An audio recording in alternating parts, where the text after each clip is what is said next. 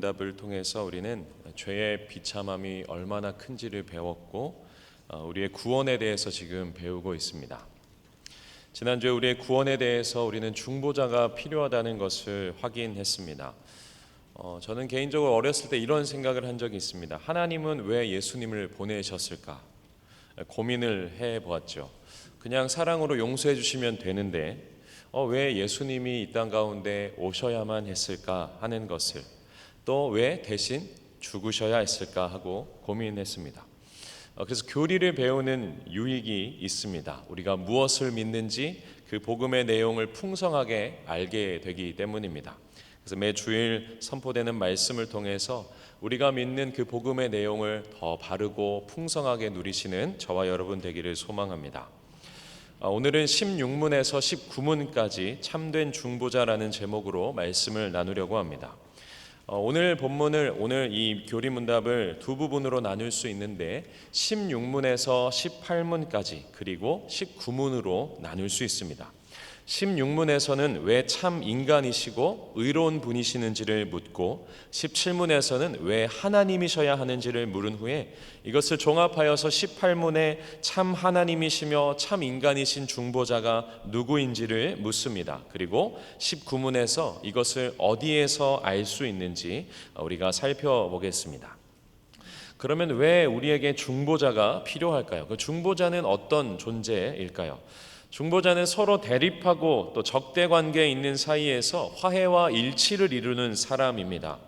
하나님과 하나님 원수되었던 우리 사이에서 화해와 일치를 이루게 하는 존재가 중보자인 거죠. 오늘 본문 말씀의 내용이 그렇습니다. 오늘 우리가 읽은 본문 내용을 디모데전서 2장 5절 말씀을 자막을 보고 같이 한번 읽겠습니다. 하나님은 한 분이시요 또 하나님과 사람 사이의 중보자도 한 분이시니 곧 사람이신 그리스도 예수라. 아멘. 그렇다면 왜 중보자는 사람이어야 하는지 16문을 통해서 살펴보겠습니다. 16문 제가 문을 읽으면 답을 해주시면 감사하겠습니다. 16문입니다. 중보자는 왜 참 인간이고 의로운 분이셔야 합니까? 하나님의 의는 죄지은 인간이 죄값 치르기를 요구하나 누구든지 죄인인 사람으로서는 다른 사람을 위해 값을 치를 수 없기 때문입니다. 여기에서는 시편 49편의 말씀을 인용하는데 시편 49편 7절과 8절 말씀 우리 자막을 통해서 함께 읽겠습니다. 아무도 자기의 형제를 구원하지 못하며 그를 위한 속전을 하나님께 바치지도 못할 것은 그들의 생명을 속량하는 값이 너무 엄청나서 영원히 마련하지 못할 것임이니라. 이 말은 쉽게 말하면 한 사람의 생명이 너무 귀하고 너무 영원하기 때문에 그것을 아무도 대신할 수 없다라고 말하고 있습니다. 왜 사람이어야 할까요? 왜 사람이어야 하냐면 사람이 범죄했기 때문입니다. 창세기 2장에 보면 특별한 것 4가지가 나옵니다. 특별한 날 안식일, 특별한 장소 에덴 동산, 특별한 언약 선악과, 특별한 피조물 인간이 나옵니다. 이것들이 특별한 이유는 하나님과 연결되었기 때문이죠. 하나님이 지정하신 날, 하나님이 만드신 장소, 하나님이 약속하신 그 언약과 하나님이 만드신 피조물입니다.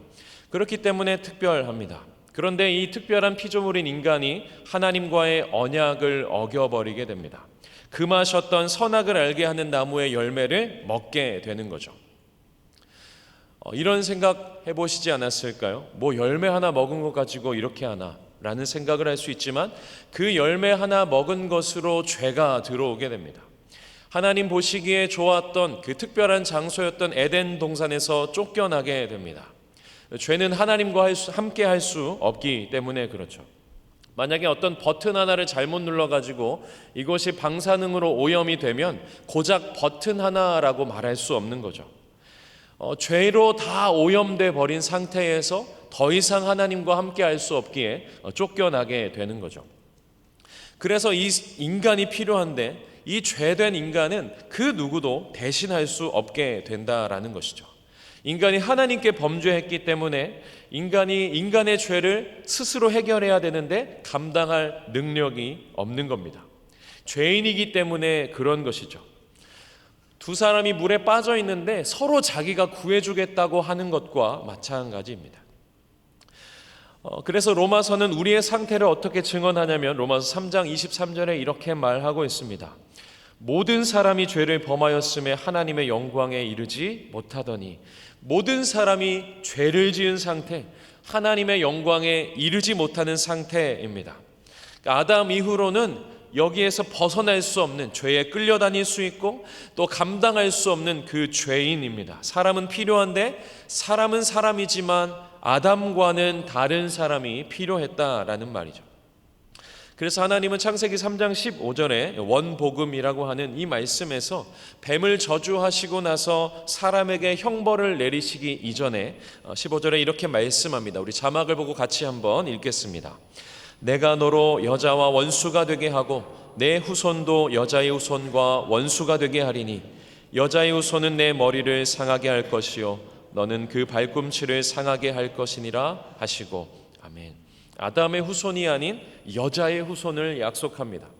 여자의 후손과 뱀의 후손이 싸우는 것이 아닌 여자의 후손이 뱀을 상하게 하는 것이죠. 그래서 우리가 새벽마다 고백하는 이 사도신경에서 동정녀 마리아에게서 나시고, 이 고백은 너무나 소중하고 너무나 중요한 진리입니다. 왜냐하면 아담의 후손들은 다 죄로 오염되어 있기 때문에 그런 것이죠. 그래서 중보자는 참 인간이어야 합니다. 그렇지만 죄가 없는 자라여야 합니다.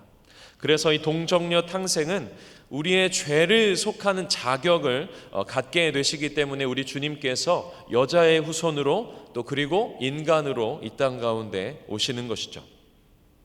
그리고 중보자는 하나님이셔야 합니다. 17문입니다. 제가 17문 읽겠습니다. 중보자는 왜 동시에 참 하나님이셔야 합니까?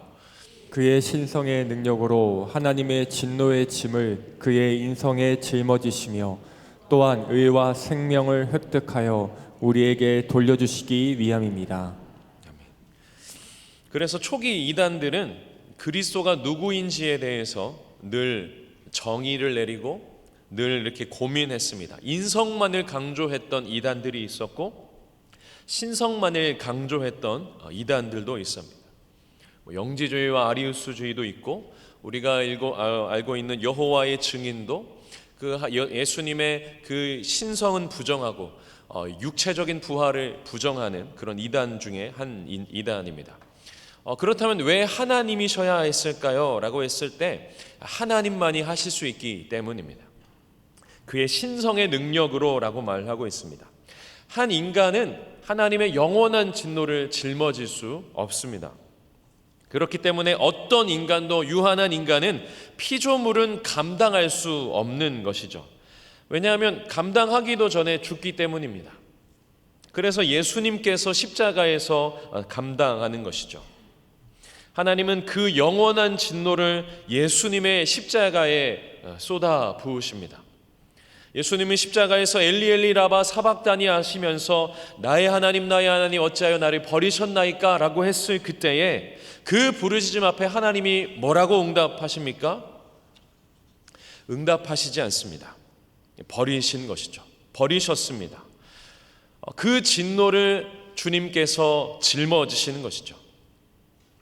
그 과거와 현재의 모든 죄 그리고 영원이라는 그 관점에서 하나님께서 그리스도에게 그 진노를 부으신 겁니다.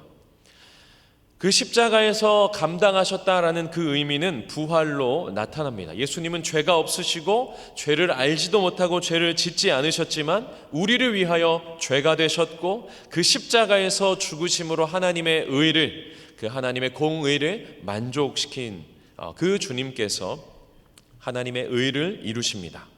그 예수님을 믿는 자에게는 의롭다 하심을 받게 되는 것이죠.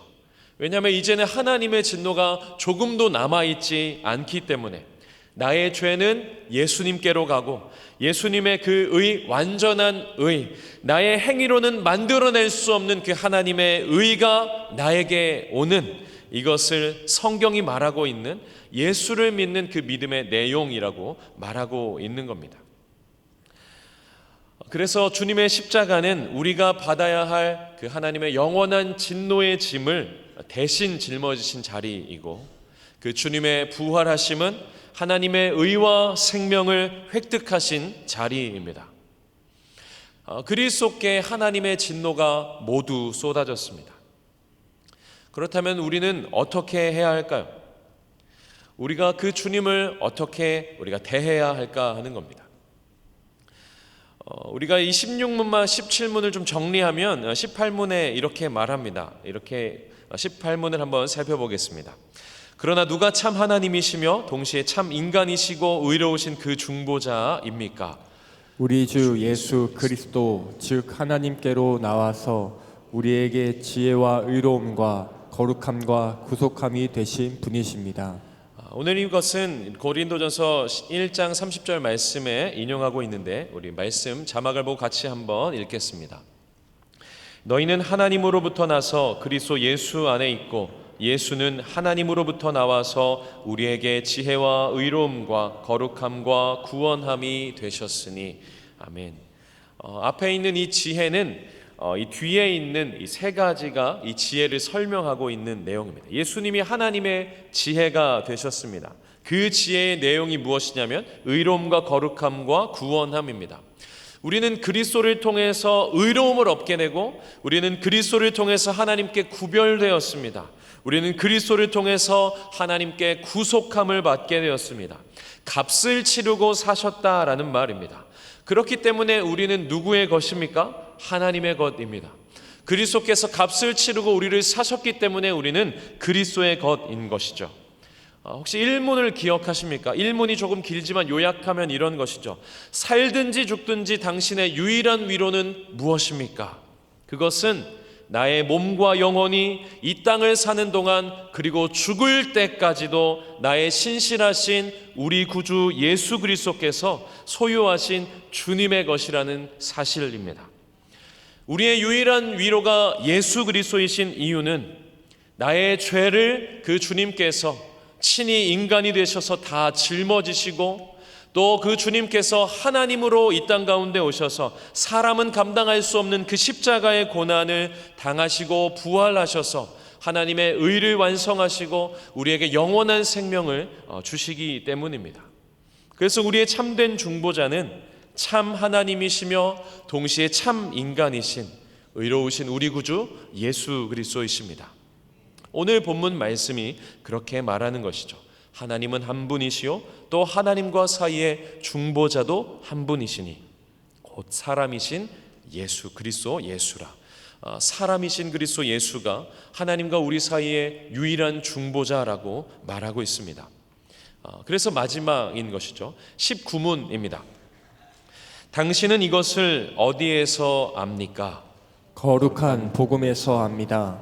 하나님께서는 이 복음을 처음에 낙원에서 친히 계시하셨고 후에는 족장들과 선지자들을 통해 선포하셨으며 또한 율법의 제사들과 다른 의식들로서 예표하셨고 마지막에는 그의 독생자를 통해 완성하셨습니다. 왜 19문은 성경에서라고 하지 않고 거룩한 복음에서라고 했을까요? 하나님은 성경을 기록하시기 전에 이미 하나님께서 구원을 위해서 행하신 큰 일이 있었습니다. 이 큰 일이 복음으로 선포되고 이 복음으로 사람들이 구원을 얻게 되었습니다. 이 하나님께서 행하신 일, 구원의 사건을 강조하기 위해서 거룩한 복음이라고 말하고 있습니다.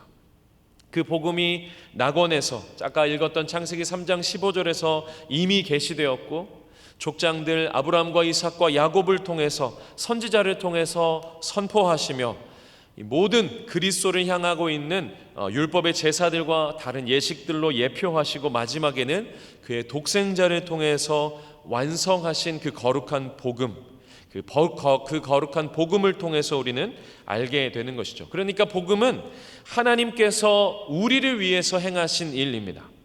우리를 위해서 행하신 일인데 그리스도 안에서 우리를 위해서 행하신 일입니다.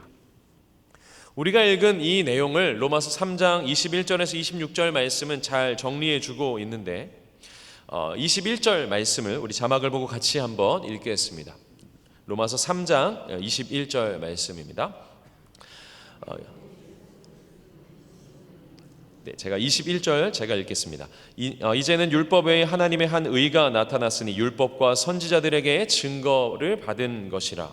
하나님의 의, 우리가 생각할 때 의는 무엇이냐면 하나님과 우리와의 사이를, 관계를 말하고 있는 겁니다. 그러니까 의는 내가 죄를 짓지 않는 것을 넘어서 하나님과의 관계가 바른 사람, 하나님과의 관계가 온전한 사람이 의인인 것이죠. 그러니까 하나님의 의는 하나님과 우리 사이의 온전한 관계를 말하는데, 그 하나님의 의는 우연히 나타난 것이 아니고 율법과 선지자에게 증거를 받았다라는 것입니다. 그러니까 율법과 선지자에게 증거를 받아서 여전히 약속을 이루시는 하나님의 신실하심을 말하고 있는 것이죠. 그리고 22절에 이렇게 말합니다. 22절 말씀 자막을 보고 같이 한번 읽겠습니다. 곧 예수 그리스도를 믿음으로 말미암아 모든 믿는 자에게 미치는 하나님의 의인이 차별이 없느니라. 예수 그리스도를 믿음으로 말미암아 그 예수 그리스도의 그 신실하심, 그 하나님께서 나타내신 그 의로 말미암아 예수님께서 죽기까지 순종하셔서 완성하신 그 그리스도의 의로 말미암아 우리는 하나님의 의를 얻게 되었다라고 말합니다. 그런데 이 의가 미치는 영향이 어떠하냐면 모든 믿는 자에게 미치는 영향입니다. 이 의는 차별이 없다라고 말합니다. 예수 그리스도를 믿는다면 모든 사람이 하나님의 의의 복을 누릴 수 있게 되었다라는 것이죠. 그래서 예수 그리스도를 믿는 믿음으로 말미암아 모든 사람에게 미치는 하나님의 의는 차별이 없다라고 선언하고 있는 겁니다. 로마서 표현식으로 하면 유대인이든 이방인이든 남자든 여자든 종이든 노예이든 부자든 가난하든 상관없이 하나님의 의 앞에서 차별이 없다라고 선언하는 겁니다.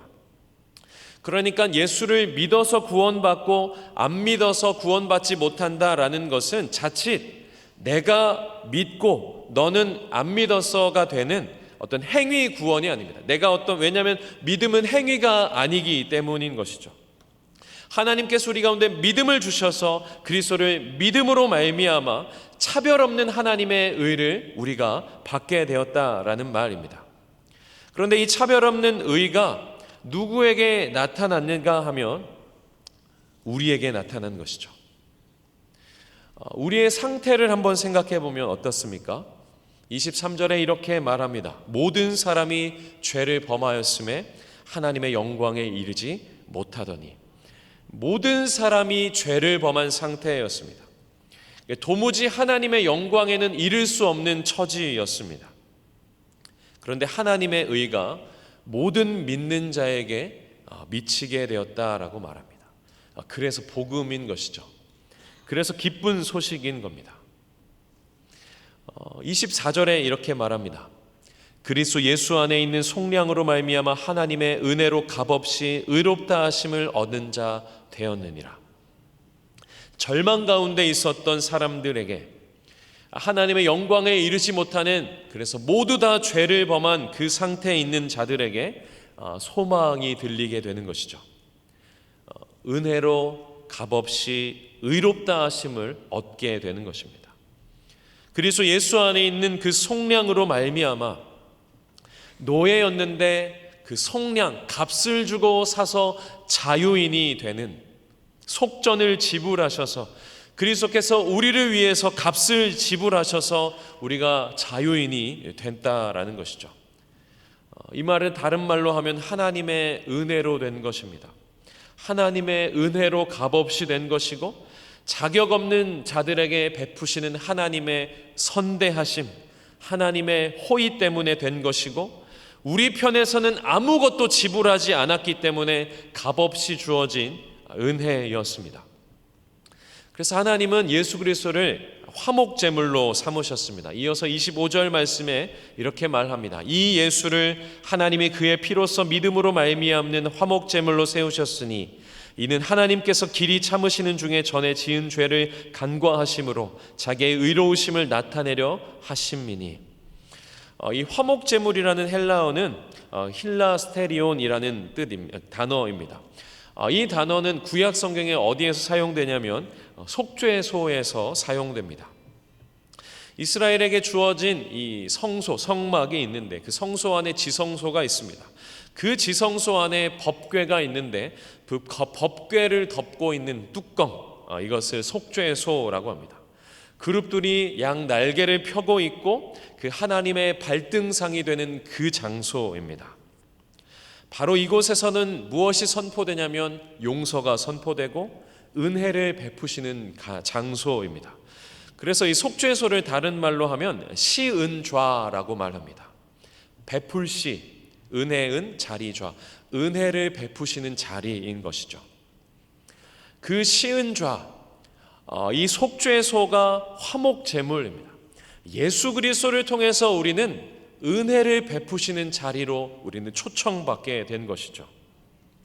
하나님과 우리 사이에 있는 유일한 중보자 되시는 그 예수 그리스도, 우리는 하나님 앞에 설 수 없는 존재였는데 그런 우리를 향해서 하나님은 의롭다라고 말씀하십니다. 왜 그렇습니까? 우리 주님 예수 그리스도 때문입니다. 그래서 종교개혁자 루터는 이렇게 말하죠. 그리스도인은 죄인이면서 동시에 의인이다라고 말합니다. 우리가 그 주님 앞에 우리에게 쏟아져야 될 그 하나님의 진노가 쏟아진 그 주님의 십자가 앞에 우리는 어떻게 반응하며 살아야 할까요? 내 죄가 이제는 모두 다 용서되어서 더 이상 죄책감을 갖지 않고 그리스도 예수 안에서 더 이상 정죄함이 없는 우리가 마땅히 우리가 어떻게 살아가야 할까라고 했을 때 찬송가 540장에 보면 후렴 가사가 이렇습니다. 내가 매일 십자가 앞에 더 가까이 가오니 구세주의 흘린 피로써 나를 정케 하소서. 우리가 날마다 어디 앞으로 나아가야 할까요? 내가 살아가면서 어디를 바라보며 살아가야 할까요? 십자가 앞으로 나아가야 합니다. 그리스도를 바라봐야 하는 것이죠. 내 죄가 사라진 그곳, 하나님의 은혜가 주어진 그 자리, 내가 하나님 앞에 범죄하여서 죽을 수밖에 없었던 그 하나님의 영원한 진노가 나에게 쏟아져야 하는데 나를 대신하여서 그 하나님의 진노를 몸소 짊어지신 그 주님, 그 주님의 그 십자가로 우리는 나아가야 하는 것입니다. 그래서 히브리 기자는 이렇게 말합니다. 히브리서 4장 16절에 이렇게 말합니다. 그러므로 우리는 긍휼하심을 받고 때를 따라 돕는 은혜를 얻기 위하여 은혜의 보좌 앞에 담대히 나아갈 것이니라. 아멘.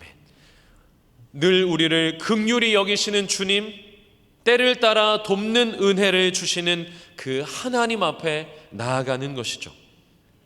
그래서 그 주님 앞에 나아갈 때는 죄인으로 나아가야 합니다. 하나님, 나는 오늘도 주님의 은혜가 필요합니다. 하나님, 여전히 나는 죄된 세상에서 살아가고 있고 여전히 나에게는 이 죄된 본성이 남아 있습니다. 하나님, 오늘도 은혜로 하나님 도와주시옵소서라고 주님 앞에 나아가는 것이고, 그래서 우리가 부르신 그 예배의 자리에서 하나님 앞에 그렇게 나아간다면 보내신 우리의 삶의 자리에서는 의롭게 살아가야 합니다. 하나님의 거룩한 자녀로 이 세상의 빛과 소금으로 살아가는 그 의인으로 하나님께서 나를 예수 그리스도의 핏값으로 사신 그 주님의 자녀이며 그 하나님의 사람임을, 교회임을 우리가 즐거워하며 살아가는 것이죠. 그래서 우리가 한 주간을 살아갈 때에도 우리에게 행하신 이 하나님의 큰 일을 우리가 기뻐하는 겁니다. 그 하나님의 일을 자랑하는 것이고 즐거워하는 것입니다. 내가 하나님께 무엇을 하기 이전에 하나님께서 우리를 위해서, 나를 위해서 행하신 그 하나님의 큰 일이신 그 복음, 예수 그리스도의 십자가와 부활을 의지하며 살아가는 것이죠. 우리에게 유일한 중보자 되신 그 예수 그리스도를 우리가 믿으며 살아가는 겁니다. 그래서 참 인간으로 오셔야만 했고 하나님으로만 오셔야 해서 사람으로는 도무지 감당할 수 없는 그 사람의 죄를 인간으로 십자가에서 모두 담당하신 그 주님이 우리의 유일한 중보자이시며 유일한 위로되심을 기억하시면서 살아가시는 저와 여러분 되시기를 소망합니다. 그래서 날마다 십자가 앞에 나아가시는 하나님의 은혜의 보좌 앞에 담대히 나아가 때를 따라 도우시는 그 하나님의 은혜로 살아가는 은평의 모든 권속들 되시기를 주님의 이름으로 부탁드립니다. 기도하겠습니다. 하나님 아버지, 감사합니다. 도무지 길이 없고 답이 없었던 우리들의 인생 가운데 영원히 죽을 수밖에 없었던 하나님의 진노의 잔을 마실 수밖에 없고 하나님과 끊어져 버렸던 우리의 삶 가운데 하나님이신 우리 주님께서 이 땅 가운데 인간으로 오셔서 인간이 감당해야 할 모든 그 하나님의 진노를 짊어지시고 죽으시고 부활하셔서 우리의 의가 되시고 하나님의 의를 완성하셔서 예수 그리스도를 믿는 자에게 하나님의 의를 은혜로 값없이 주시니 주님 감사합니다. 하나님과 단절되었던 우리가 하나님 앞에 얼마든지 담대히 나아갈 수 있도록 은혜의 자리를 허락해 주셔서 우리 그리스도를 통하여서 주님 앞에 담대히 나아가며 은혜를 공급받을 수 있도록 하나님 길을 열어주시니 주님 감사합니다. 하나님과 화목하게 하시고 그래서 이 땅을 화목하게 하는 하나님 화평케 하는 자로 우리를 불러주셨사오니 주님, 우리가 이 땅을 살아갈 때에 세상과 또 믿지 않는 자들을 향해 주님과 화목하게 하는 주님의 자녀가 되게 하시고 또 우리와 하나님을 화목하게 하신 그 주님만을 자랑하며 즐거워하며 기뻐하는, 그래서 날마다 십자가 앞으로 담대히 나아가는 우리 모두 될 수 있도록 인도하여 주시옵소서. 그 주님을 신뢰하며 예수 그리스도의 이름으로 기도합니다. 찬송가 32장 찬송하시겠습니다.